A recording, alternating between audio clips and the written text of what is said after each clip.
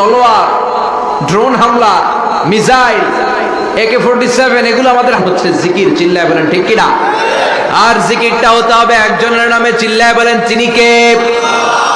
ওয়াযকুর রাব্বাকা ফি নাফসিকা তাদাররুআ ওয়া খীফা ওয়া দুনাল জাহরি বিল কওলি বিল গুদুমি ওয়াল আসাল ওয়া লা তাকুম মিনাল গাফিলিন। আল্লাহ বললেন ওয়াযকুর রাব্বাকা ফি নাফসিকা তাদাররুআ ওয়া খীফা, আল্লাহর জিকির করো, আল্লাহর নাম জপো মনে মনে, বিনয়ের সাথে, গোপন ভাবে, চিৎকার চেঁচামেচি করো না। কিন্তু আমাদের জিকিরের ভেতরে চিৎকার চেঁচামেচি আছে না নাই? আমরা মাহফিলের মধ্যে মাঝে মাঝে লা ইলাহা ইল্লাল্লাহর জিকির করাই না আওয়াজ করে, এটা হচ্ছে তালিমা, তালিমের জন্য জায়েজ আছে। কিন্তু শ্রেষ্ঠ জিকির হচ্ছে একা একা জিকির করা। আল্লাহ বললেন তাদাররুআ ওয়া খীফা, কোরআনের আয়াত, তাদাররুআ ওয়া খীফা, with full of humility and humbleness, বিনয়ের সাথে জিকির করো। খীফা, গোপনে গোপনে, দুনাল জাহরি বিল কওল, চিৎকার না করে। কিন্তু চিৎকার করে লাফিয়ে লাফিয়ে জিকির করে দেশে আছে না নাই? কথা বলেন। ইন্নাল্লাহা জামিল ওয়া ইউহিব্বুল জামাল, আল্লাহ নিজে সুন্দর আর সব সুন্দরকে আল্লাহ পছন্দ করে। দেখবেন এদেশে কিছু জিকির আছে ওইটার মধ্যে আল্লাহর নাম বোঝা যায় না, আছে না নাই? হুই হাই করে লাফালাফি করে, যে হুই হুই হুই হুই যে করে, এই হুই হুই এর মধ্যে আল্লাহর নাম আছে? কথা কন। যেই শব্দে আল্লাহর নাম নাই ওটা দিয়ে জিকির করা যাবে? কত ধরনের ভয়ঙ্কর জিকির। আবার জিকিরও করে বাঁশের উপরও লাফায়। যিনি জিকির পরিচালনা করে তার কাঁধের উপর যে চেপে বসে আছে না নাই? এটা কি জিকিরের সৌন্দর্য? কথা বলে। আমরা জিকির করব ওই পন্থায় যে পন্থায় বিশ্বনবী করেছেন, সাহাবারা করেছেন। বিশ্বনবী জিকির করতেছেন, সাহাবারা জিকির করতে করতে বিশ্বনবীর কান্দে উঠছে, আছে না হাদিসে? সাহাবারা জিকির করতে করতে খেজুর গাছের চূড়ায় উঠেছে। কথা বলে। জিকিরের মধ্যে সৌন্দর্য আছে না নাই? এজন্য জিকিরের সৌন্দর্যগুলো অবলম্বন করে যেন আমরা আল্লাহরে ডাকতে পারি। চিল্লায় বলেন ঠিক কিনা? এজন্য রাব্বুল আলামিন বলেন ফাযকুরুনি আযকুরকুম ওয়াশকুরুলি ওয়ালা তাকফুরুন, বেশি বেশি আমার জিকির করো তাইলে আমিও তোমাদের জিকির করব। আমরা আল্লাহরে ডাকলে আল্লাহ নাকি আম করে ডাকে? ভাল লাগে? আল্লাহ বললেন ফাইন যাকারানি ফি নাফসি যাকারতুহু ফি নাফসি, আমার বান্দা যদি একা একা আমার জিকির করে আমি আমার বান্দার একা একা জিকির করি। আমার বান্দা যদি মহা সম্মেলনে মহা সমাবেশে সবাই রে নিয়ে আমারে ডাকে, আমি এর চাইতো শ্রেষ্ঠ একটা মহা সম্মেলন ফেরেশতাদেরকে নিয়ে করে আমার বান্দার জিকির করি। ওয়া ইন তাকাররাবা ইলাইয়া শিবরান তাকাররাবতু ইলাইহি যিরাআন, আমার কোন বান্দা আমার দিকে যদি এক বিঘত এগিয়ে আসতে চায় আমি আমার বান্দার দিকে এক হাত এগিয়ে যেতে চাই। আমার বান্দা যদি আমার দিকে এক হাত এগিয়ে আসে আমি আমার বান্দার দিকে দুই হাত এগিয়ে যাই। ওয়া ইন আতানি ইয়ামশি আতাইতুহু হারওয়ালা, আমার বান্দা যদি আমার দিকে হেঁটে হেঁটে আসতে চায় আমি আমার বান্দার কাছে দৌড়ে দৌড়ে যাই। কি আল্লাহ আমরা পাইছি, ডাক দেয়া মাত্রই, ডাকা মাত্রই তিনি সাড়া দেয়। চিল্লায় বলেন ঠিক কিনা? এজন্য সব সময় আল্লাহর জিকির দিয়ে হৃদয়টারে সিক্ত রাখার দরকার আছে না নাই? বিষ্ণু বললেন লা ইয়াজালু লিসানুকা রাতবান মিন যিকরিল্লাহ, সব সময় আল্লাহর জিকির দিয়ে জিহ্বাটারে ভিজায় রাখো।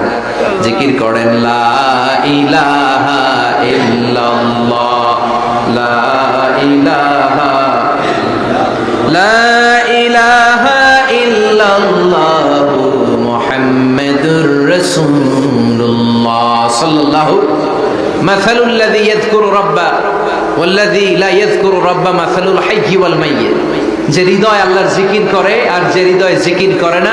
বিষ্ণুই বললেন দুই হৃদয়ের পার্থক্য হচ্ছে একটা জীবিত হৃদয় আর একটা মৃত হৃদয়। এখন আপনার হৃদয়কে আপনি কি জিন্দা রাখতে চান না মুর্দা বানাতে চান? আবার আল্লাহ বললেন আলা বিযিকরিল্লাহি তাতমাইন্নুল কুলুব, দুনিয়ার কোন জিনিস দিয়ে কলবের পরিচ্ছন্নতা হয় না, দুনিয়ার কোন জিনিস দিয়ে কলব পরিচ্ছন্ন হয় না, কলবের খাদ্য হয় না। কলবের খাদ্য হয় একটা জিনিস দিয়ে, সেটা কি? আল্লাহর জিকির। এজন্য কলবের মধ্যে কি বসাবেন? নাকি আয়না? আয়না বসাইয়া দে মোর কলবের ভিতর বাবারে। কথা কন। আয়না বসাইতে চাই, আছে না নাই? তোর বাবার কলবে তো আয়না নাই, তোরে কি আয়না দিব? বিশ্বনবী কলবে আয়না বসাইছে, সাহাবারা আয়না বসিয়েছে, আবু হানিফা কলবের ভেতরে আয়না বসিয়েছে, ইমাম শাফিঈ কলবে আয়না বসিয়েছে। কলবে আল্লাহর জিকির ছাড়া কোনো আয়না ফায়না বসানো চলবে না। চিৎকার করে বলেন ঠিক কিনা? আবার বিশ্বনবী বললেন আফদালুয যিকরি লা ইলাহা ইল্লাল্লাহ। জিকিরের জগতে যত জিকির আছে শ্রেষ্ঠ জিকির হলো লা ইলাহা ইল্লাল্লাহ। মান ক্বালা লা ইলাহা ইল্লাল্লাহ সিদকান মিন কলবিহি দাখালাল জান্নাহ।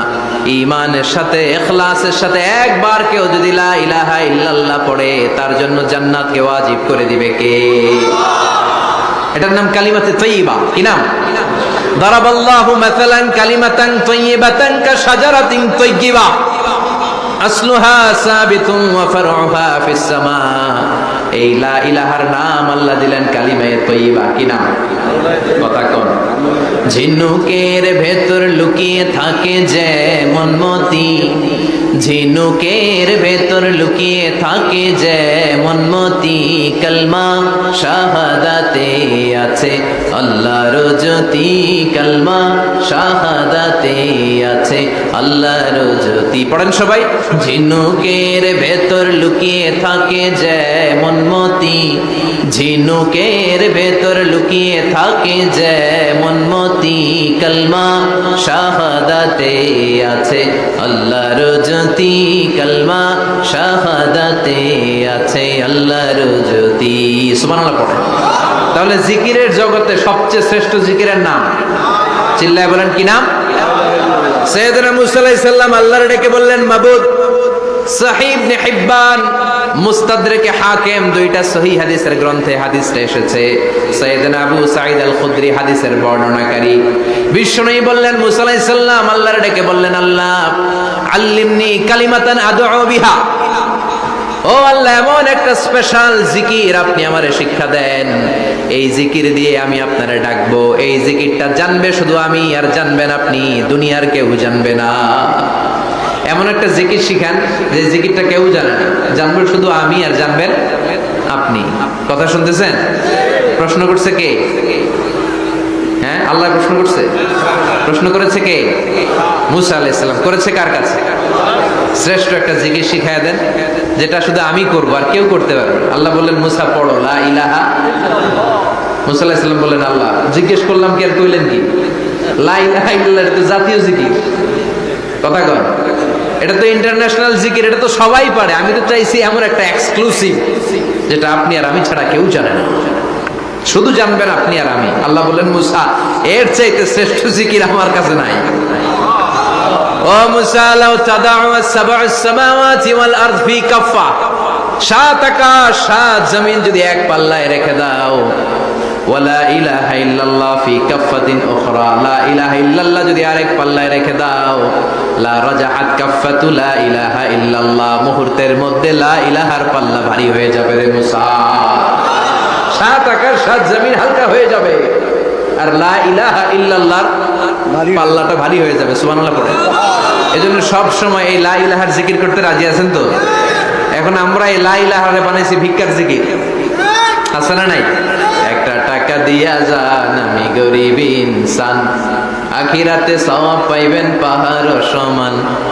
একটা টাকা দিয়া যান আমি গরিব ইনসান। আর লা ইলাহার জিকির ভিক্ষার জিকির বানাইছি আমরা। কিন্তু এটা যে একটা বিপ্লবী বাণী,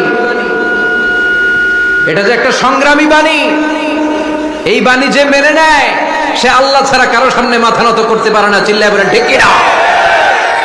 বিপ্লবী কালিমাকে, একটা সংগ্রামী কালিমাকে আমরা ভিক্ষার জিকির বানিয়েছি। আপনারা তাফসীর ফি জিলালিল কোরআনের রচয়িতা সাইয়্যিদ কুতুব শাহীদের নাম শুনেছেন? মিশরে কায়রোতে তাকে ফাঁসির কাস্টে ঝুলানো হয়েছে।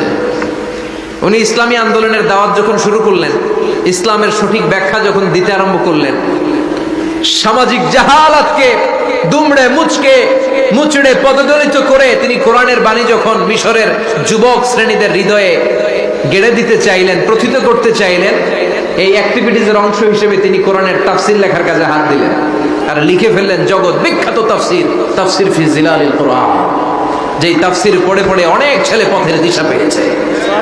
ঠিক কিনা? এই তাফসীর লেখার কারণে মিশরের মধ্যে নতুন আন্দোলন তৈরি হয়ে যায়। সবার মুখে এক কথা, সৃষ্টি যার, আইন চলবে। আল্লাহর আইন ছাড়া অন্য কোন আইন দিয়ে মিশরের বুকে কোনো বিচার আমরা হতে দেব না। মিশরের তাগড়া যুবকগুলো কায়রোর রাস্তায় নেমে এলো, ঘোষণা দিল সৃষ্টি যার, আইন চলবে তার। চোরের হাত কেটে দাও, ধর্ষকদের শাস্তি দাও জনসম্মুখে, ঠিক কিনা? দুর্নীতিবাজদেরকে আইনের আওতায় আনো। দেশের শত্রু, দশের শত্রু, স্বাধীনতার শত্রু সবগুলোর বিচারের আওতায় আনো কোরআনের আলোকে, ঠিক কিনা? সংগ্রাম, বিক্ষোভে ফেটে পড়ল পুরো মিশর। এই বিক্ষোভে টালমাটাল সরকার।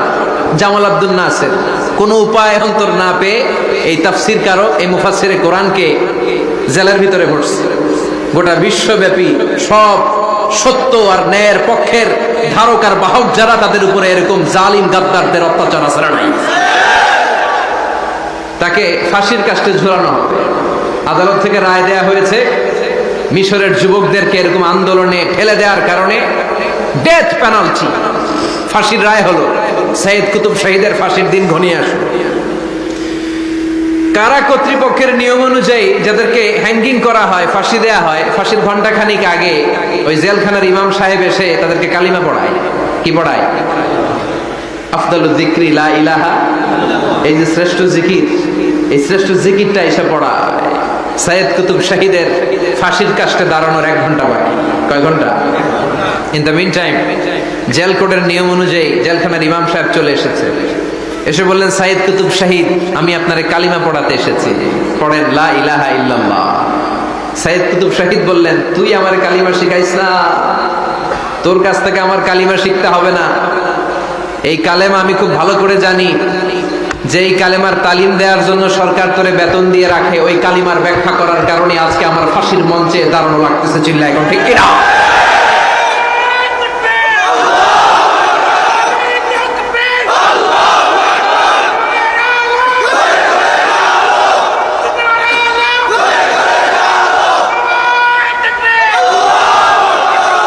একই কালেমার তালিম তুমি দাও, তোমার টাকার বান্ডিল দেয়, আর ওই কালেমার এক্সপ্লেনেশন, ব্যাখ্যা আমি সমাজে দিয়েছি, তাই আমারে ফাঁসি দেয়। তার মানে তোর কালেমা আমার কালেমা দুইটা আলাদা কালেমা, তোর কালেমা আমার কালেমা এক কালেমা না। চিল্লা এখন, ঠিক কিনা? তার মানে কালেমায় আর কালেমায় পার্থক্য আছে না নাই? ইমানে ইমানে পার্থক্য আছে না নাই? যে ইমান প্রয়োজনে জ্বলে ওঠে না, যে ইমান সত্য ন্যায়ের কথা বলে না, যে ইমান প্রয়োজনে জ্বলে ওঠে না, যে ইমান সত্য ন্যায়ের কথা বলে না, যে ইমান বাস্তবে নাই, যে ইমান অন্তরে নাই, মুখে শুধু ফাঁকা বলি, কি করে তারে বলো ইমানে বলি, কি করে তারে বলো ইমানে বলি, কি করে তারে বলো ইমানে বলি, ঠিক কিনা?